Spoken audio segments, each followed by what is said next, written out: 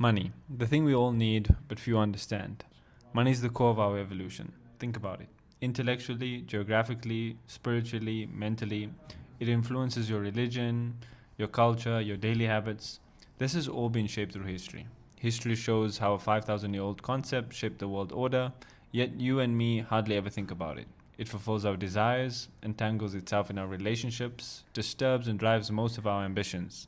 At its core, it's humanity's greatest invention, and it's the only way of measuring this one commodity that is truly fixed: time.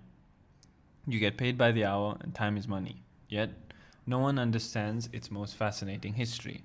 It's not even a linear progression, it's actually a repetitive cycle that changes names, and by a slight margin, gets better.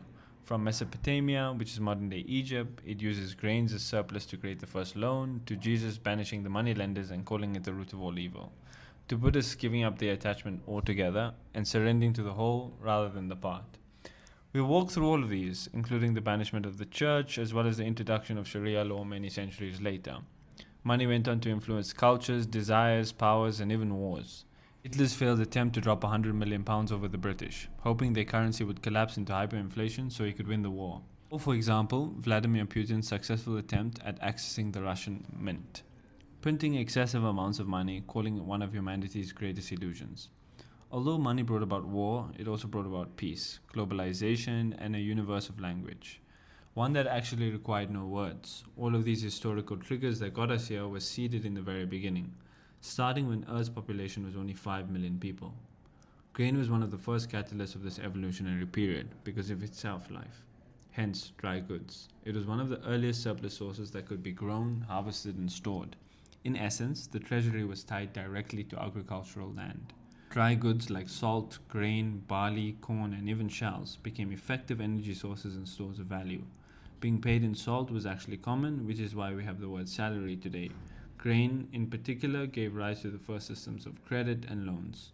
Stored in granaries, could be lent out, giving birth to what we can now call interest. These loans were usually recorded on clay tablets, which were transferable between different parties. Think of it as buying bonds today. The interest charged often rested on a mini little village of encyclopedia, of a person's credibility. Over time, though, the system became more complex, especially under the Arabs, which we're going to explore later. Meanwhile, hard metals like gold and silver were scarcer, which gave higher value. Travelers and nomads without ties to land naturally gravitated towards these metals as their settlement currency. This created a self-sufficient system of value exchange. But gold and silver were heavy and cumbersome to transport and in great amounts of inconvenience.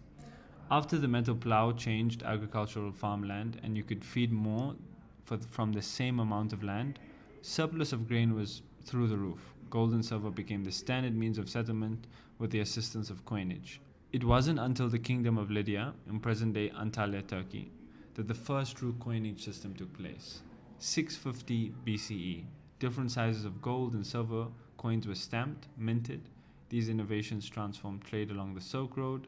Merchants may not have understood one another's spoken language, but they all understood the language of money. Arithmetic was universal, coinage bridged these worlds, and the global market erupted on the basis of one single shared understanding: money.